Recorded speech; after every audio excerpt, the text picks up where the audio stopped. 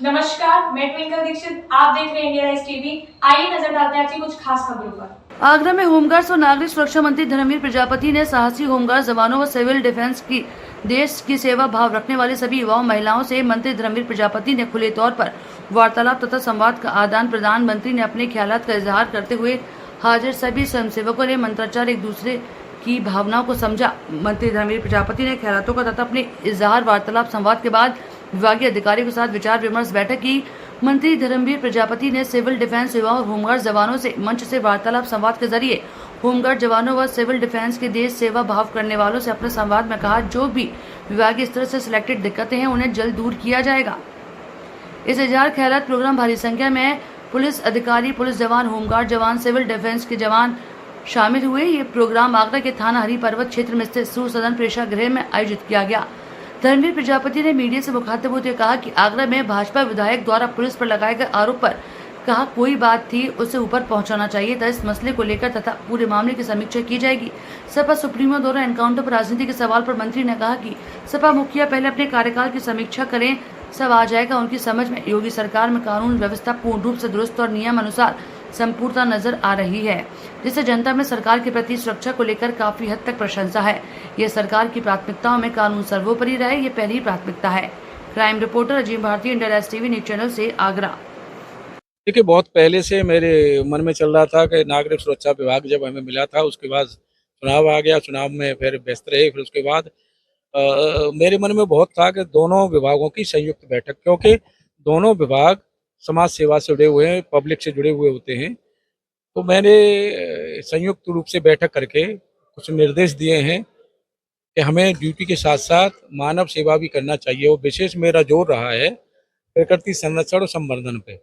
हम लोग अपने स्तर से क्या इसमें अपनी भूमिका निभा सकते हैं, एक जागरूकता अभियान चला सकते हैं। दोनों विभाग हमारे प्रकृति का स्वच्छ रहना, शुद्ध वातावरण में रहना हम सब लोगों के लिए बहुत जरूरी है। आने वाली पीढ़ी हमारी है, इसलिए प्रकृति का संरक्षण संवर्धन और दूसरा जल का संरक्षण और संवर्धन। मैं आपके माध्यम से भी विभागों के अलावा आम लोगों से भी कहना चाहूँगा कि हमें प्रकृति का संरक्षण और जल का संरक्षण संवर्धन करना चाहिए।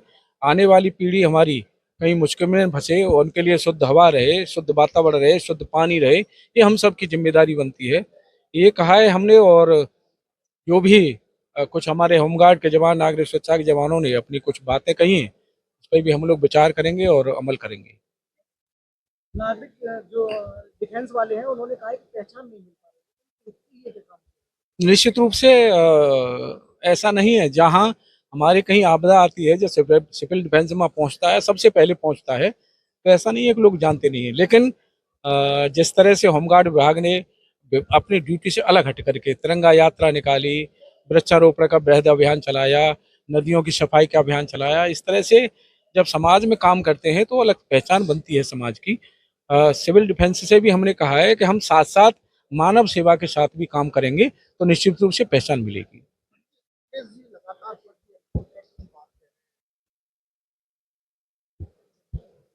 अपने कार्यकाल को अगर वो समीक्षा करेंगे तो मैं मान सकता हूं कि समझ में आ जाएगा कि क्या है।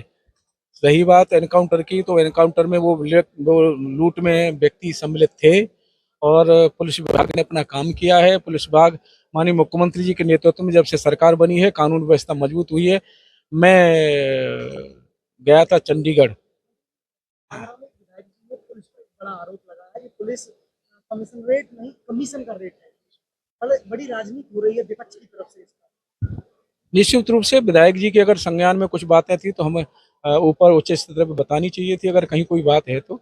और इसमें कहीं न कहीं समीक्षा भी की जाएगी, सही क्या है। और अगर कहीं कोई अधिकारी गलत है या विधायक जी अपने सही बात नहीं कह रहे हैं, तो इसमें समीक्षा की जाएगी। समीक्षा के बाद जो समझ में आएगा वो किया जाएगा।